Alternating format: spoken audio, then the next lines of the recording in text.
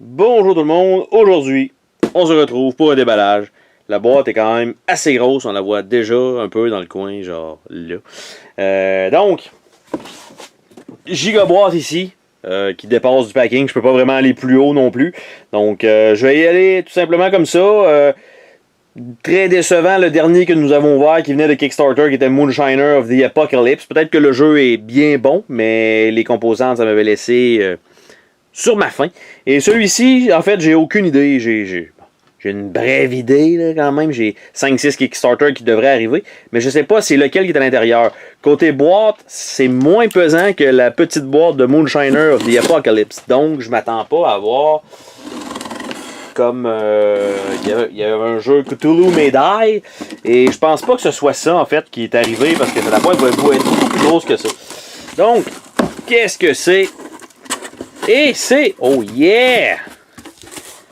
Il fallait une boîte spéciale pour Flick War. Ah, c'est bon, quand même. C'est un bon... Et ici, ça doit être juste un devis de...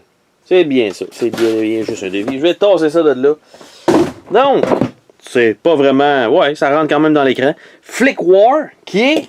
On va virer ça de l'autre côté. Le premier jeu, en fait, d'une compagnie. Et Flick War, ben, c'est un jeu de flicking. Donc, en fait, ce qui arrive, c'est que vous allez avoir un playmat à l'intérieur avec des dômes et des trucs comme ça pour faire un genre de parcours un peu de n'importe quoi. Donc, vous pouvez mettre des blocs de bois sur le dessus ou en dessous pour vraiment faire un genre de terrain escarpé. Et donc, le but, c'est de déployer ces unités. Donc, chacune des armées, des 4 armées possibles, a même 6, je m'excuse, c'est mon erreur, 6 players peut avoir donc son armée. Et donc, on doit aller attaquer la base ennemie, qui est tout dépendant de la façon dont c'est placé autour du board. Ben, il faut avancer avec ses jetons et aller attaquer donc la base adverse. Mais on peut aussi attaquer les adversaires et tout dépendant avec quel vaisseau on attaque, ben, on a différentes habiletés spéciales. Dans ce type de jeu-là, il y avait... là, évidemment, je cherche présentement à l'œil et je ne le trouve pas. Il y avait un jeu de genre de cowboy, Flick 'em Up. Et il y a aussi... est-ce que c'est Cavern? Catacombe. Donc, qui était aussi un flicking game. Donc ici, on a une giga boîte quand même. Et ça a été retardé d'une bonne année au moins. Et... on va voir qu'est-ce que ça donne à l'intérieur si les composantes, finalement, je m'attends pas à ce que le visuel, surtout des cartes, parce que je le vois un peu sur le derrière du jeu, je m'attends pas à ce que ce soit exceptionnel. Parce que d'après moi, c'est fait par un seul et unique individu. Mais présentement, la boîte, super épaisse, super cool ça. Donc à l'intérieur, ça a quand même une forte odeur d'imprimerie. Donc ici, je ne sais pas qu'est-ce que c'est, mais il semble avoir un poster, des feuilles, une BD, je ne sais pas. On va regarder rapidement. Qu'est-ce que c'est? Et c'est le livret d'instructions avec des collants. Bon, c'est quand même correct. Fait que j'ai pas le choix de le sortir de là de toute façon. Mais pour le shipping, c'était parfait. Donc, ça comme ça. On va ouvrir ça. Et voilà. Donc, on a, évidemment, des collants à mettre sur des disques. Parce que c'est un flicking game. Donc, j'ai tout ça à faire éventuellement. J'ai ça ici aussi. 2 feuilles. Flick War. Le rulebook. Une bonne qualité de papier, encore une fois. On peut jouer en coop.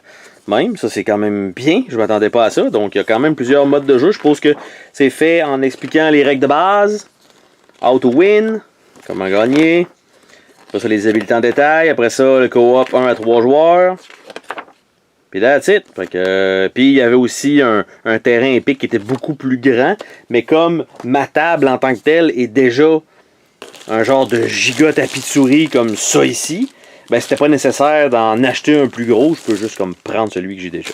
Donc il y a un playmat qui est inclus, donc quand même, d'après moi je m'attends quand même à une pas pire grosseur qui va faire à peu près la moitié de ma table, ce qui est quand même pas si mal. Donc on a ça à l'intérieur, qui sert un peu de plateau. il y a les cartes de base, donc qui sont pliées ici en fait, et vous pliez ça vers vous, puis vous rentrez ça en dessous du playmat, donc vous allez avoir la base qui va être droite, comme ça. On a un paquet de disques, évidemment avec, il va falloir que je m'amuse à mettre les collants là-dessus. Après ça, il y a des pucks, comme ça. Donc ça, c'est fait pour mettre en dessous ou sur on va dire le plateau de jeu, le playboard. Un paquet de cartes, donc comme je me disais, le visuel fait très amateur. Somme toute, on a ça avec des mini-cartes, donc pour l'instant, la boîte est quand même bien foutue, c'est bien séparé. On a un paquet de cristaux, des gros cristaux verts, on a des cristaux noirs, je ne sais pas à quoi ça sert, mais il y en a. On a ici des paquets de Whippet, donc pour ceux qui tripent sur les biscuits Whippet. Donc, des disques, des demi-sphères, donc à mettre sur le plateau et aussi en dessous, pour permettre de faire certains shots spéciaux. Parce qu'en fait, tu sais, sur un flick game, d'habitude, c'est toujours sur le plat. Là, en plus de ça, il va falloir prendre en considération les courbes. Et il y a aussi quelques petites règles, des réglettes, pour probablement viser ou savoir si on attaque ou pas avec ça.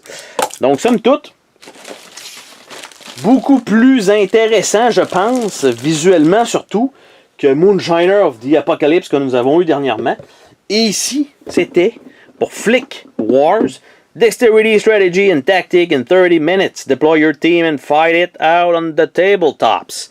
Donc, pour l'instant, je pense que c'est bien, surtout comme premier jeu, ils ont finalement réussi à le sortir. C'est très bon pour eux. Belle réussite. Donc, super cool pour moi aussi, parce que finalement, je l'ai reçu. Chose que parfois, dans les Kickstarter, malheureusement, on ne reçoit pas nécessairement le matériel et on fait juste perdre de l'argent. Et là, ben, somme toute, c'est livré.